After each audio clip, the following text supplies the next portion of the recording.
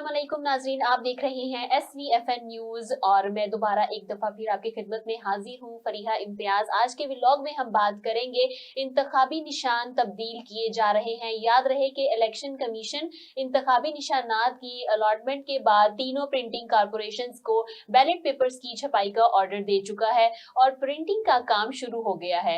अगर इसी तरह इंतखाबी निशानात की तब्दीली का अमल जारी रहा तो इससे एक तरफ तो इलेक्शन में ताखीर का खदशा पैदा हो गया है, क्योंकि बैलेट पेपर दोबारा प्रिंट करवाना पड़ेंगे जिसके लिए पहले ही वक्त महदूद है, और दूसरी तरफ जो स्पेशल कागज बैलेट पेपर्स के लिए मुहैया है वो भी जाया हो जाएगा। 2018 के इंतखाबात में 800 टन कागज बैलेट पेपर की छपाई के लिए इस्तेमाल हुआ था, जबकि इस बार 2024 के इंतखाबात में 2070 टन कागज इस्तेमाल होने का तखमीना है। इस तरह 2018 के इंतखाबात में 11,700 उम्मीदवारों ने हिस्सा लिया था, जबकि इस बार 18,059 उम्मीदवार मैदान में हैं। 2018 में 220 मिलियन बैलेट पेपर्स छपवाए गए थे, जबकि इस बार 260 मिलियन बैलेट पेपर्स छपवाए जा रहे हैं। इस सिलसिले में इलेक्शन कमीशन मीटिंग कर रहा है कि इस सूरत हाल से कैसे नब्ज आजमा हुआ जाए, और कमीशन की इस तरफ से जो बार बार जो हिदायत की जा रही हैं या की गई हैं, क्योंकि अब तक इंतखाबी निशान तब्दील ना किए जाए, इन पर कैसे अमल करवाया जाए, इस तजवीज पर भी गौर किया जा रहा है कि अगर इंतखाबी निशानात को तब्दील करने का ये सिलसिला ना रुका तो ऐसे इंतखाबी हलकों में इलेक्शन मुलतवी करने के अलावा कोई रास्ता नहीं रहेगा। इस पर मजीद बात करने के लिए हमारे साथ मौजूद है लाइन पर इस्लामाबाद से जमीर हुसैन। जमीर जी, जमीर आप क्या कहेंगे इस बारे में? बिस्मिल्लाहिर्रहमानिर्रहीम। सबसे पहले तो जो आपने सवाल किया उसके हवाले से मैं बताऊं कि इलेक्शन कमीशन ऑफ पाकिस्तान ने बकायदा तौर पर इस हवाले से खबर जो है वो भी दी है मीडिया को, और बकायदा तौर पर उन्होंने बताया है कि इंतखाबी निशान अलाट होने के बाद मुख्तलिफ फोरम से इंतखाबी निशान तब्दील किए जा रहे हैं।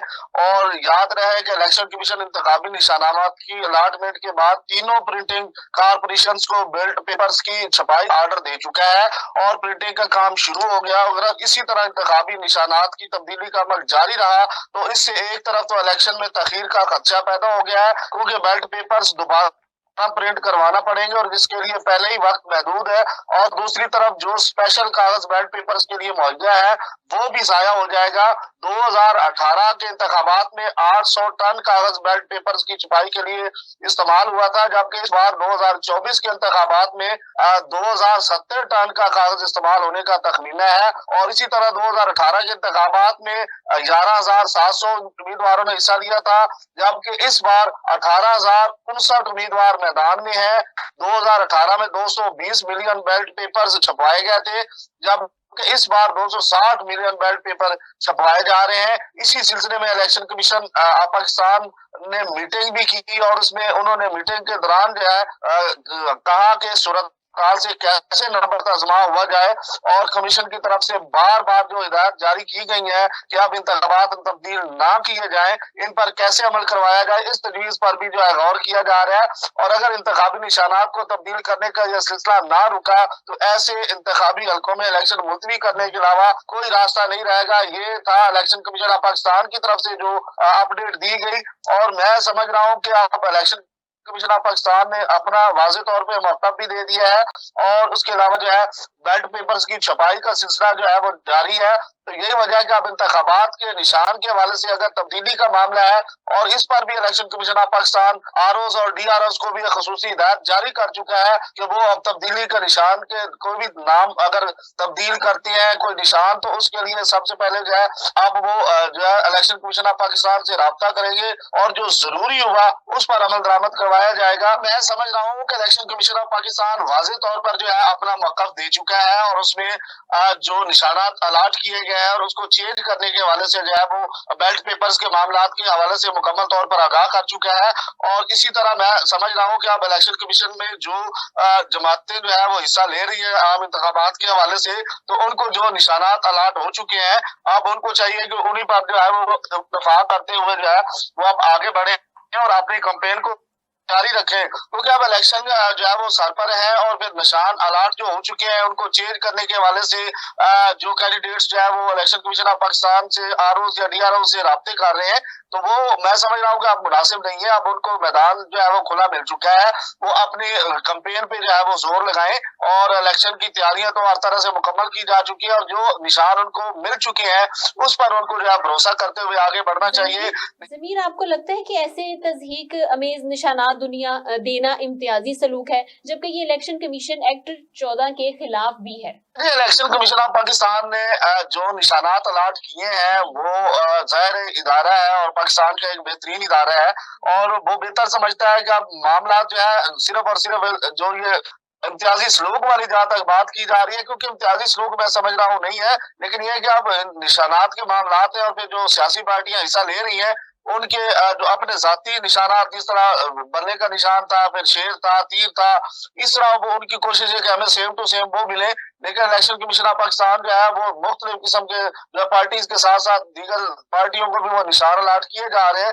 इस हवाले से जो है वो कहा जा रहा है कुछ कैंडिडेट्स की तरफ से कि हमारे साथ इम्तियाजी सलूक किया जा रहा है, क्योंकि इसमें कुछ ऐसी जो निशानात है जिसपे जो कैंडिडेट्स एतराज उठा रहे हैं, जैसे चैनक है, की चैन है, उसके अलावा दीगर जो है वो इसी तरह के अहम निशान है, चारपाई है और फिर ये निशानात जो है इस तरह के निशानात पर जो है वो इम्तियाजी सलूक की बात की जा रही है। मैं समझ रहा हूँ कि कोई इम्तियाजी सलूक नहीं है, निशान कोई भी हो उसको मिलने के बाद जो है उनको वो निशान के साथ उनको अपनी कैंपेन करनी चाहिए और इंतखाबात में हिस्सा लेना चाहिए। अब ये है कि निशानात के हवाले से जो इम्तियाजी सलूक के मतलब कैंडिडेट्स गिले शिकवे करते नजर आ रहे हैं, मेरे ख्याल अब उनको अब गिला शिकवा करने की बजाय मैदान में उतरना चाहिए और अपनी कैंपेन शुरू करके इलेक्शन को नए अमल तक जो एंड तक अपना मंशूर पहुंचाए अवाम में और फिर जो है वो कामयाबी जो है वो समेटे, ताकि अब इलेक्शन सर पर है, 8 फरवरी बिल्कुल नजदीक है और अगर निशानात के चक्कर में ही जो है वो कैंडिडेट्स जो है वो लगे रहेंगे और फिर इलेक्शन कमीशन ऑफ पाकिस्तान को या आरओ डीआरओ की साइड पे लगाया जाएगा तो फिर अगले काम जो है वो कैसे मुकम्मल होंगे।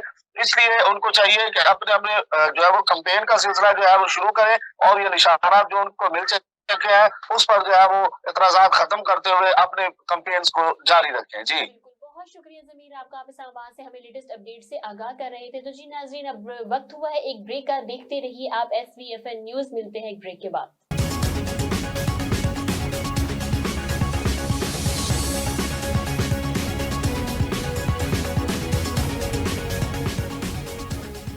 वीनस ग्रुप ऑफ कंपनीज, क्या आप अपने माली अहदाफ तक पहुंचना चाहते हैं? तो फिक्रमंद होने की कोई जरूरत नहीं, क्योंकि वीनस ग्रुप ऑफ कंपनीज आपके लिए एक ऐसा प्लेटफॉर्म है जहां आप अपने माली अहदाफ तक बआसानी पहुंच सकते हैं। हम दुनिया भर में अपनी खिदमात फराहम कर रहे हैं। कमोडिटी मार्केट में महारत के साथ साथ हम अपनी पेशा वाराना पुरअज़म खिदमात के साथ बढ़ती हुई मार्केट में जिंदा रहने में आपकी मदद करते हैं। हमारा एतमाद मार्केट के खतरात को कम करना है, जिसका नतीजा आप काबिल जिक्र मुनाफा कमाते हैं। वीनस कस्टमर केयर सपोर्ट 24 घंटे मुफ्त मुशावरत फराहम करती है और हमवार अमल के लिए हमारे पार्टनर्स की मदद करती है। तो आज ही हमारी वेबसाइट पर रजिस्टर हो और मुनाफा कमाना शुरू करें।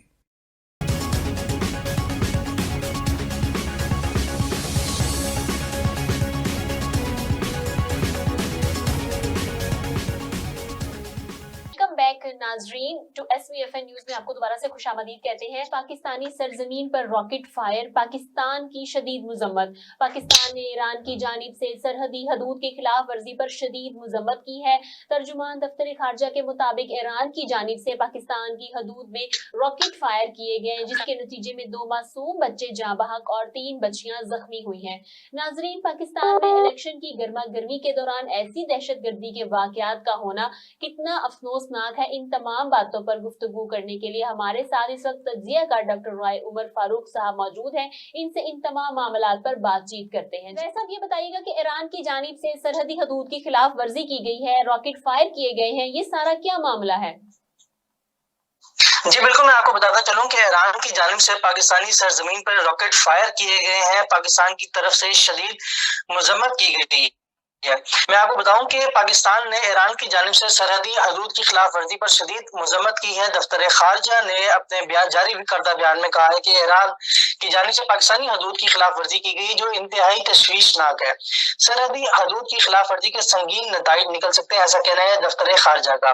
मैं आपको बताऊं कि ये पाकिस्तानी हदूद में जो रॉकेट फायर किए गए, ये पाक ईरान जो बॉर्डर है उसके ऊपर फायर किए गए, जिसके नतीजे में 2 मासूम बच्चे जान भाग और 3 बच्चियां जख्मी हुई हैं।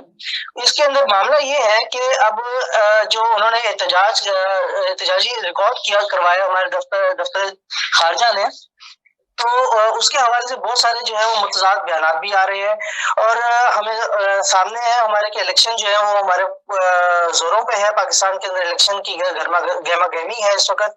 तो ऐसे में वहां से इस तरह की एक्टिविटी होना पाकिस्तान के लिए वाकई तशवीशनाक है ना, ये मामला है। तो बहरहाल खारजा की तरफ से इसका जो है वो मजम्मती जो करारदाद पेश की गई। पाकिस्तान में इलेक्शन की राय साहब गर्मा गर्मी है, ऐसे में इस तरह के वाकयात का होना किस कदर बाइस तशवीश है, क्या कहेंगे आप? देखिए मामला ये है कि एक जानिब तो भारत है आपका, भारत के अंदर भी जो है वो इंतखाबात आजकल इस वक्त सेम सिचुएशन है जो कि पाकिस्तान में इस वक्त चल रही है इंतखाबात के हवाले से। दूसरी जानिब आप देखिए अगर ईरान है जहाँ से अभी भारत की तरफ से भी जो है इस तरह की एक्टिविटीज की गई और वहां से भी जो है इस तरह के मामला जो है वो देखे जा रहे हैं और वहां से भी हमें बॉर्डर पे खतरा लाक है। अफगानिस्तान से तरफ से बात की जाए तो अफगानिस्तान के अंदर से भी ऐसी एक्टिविटीज जो है वो आए रोज की जा रही हैं और वहां से भी बॉर्डर जो है हमारा काफी अनसिक्योर है, वहां पे भी जो है वो मामला कोई इतने अच्छे नहीं है।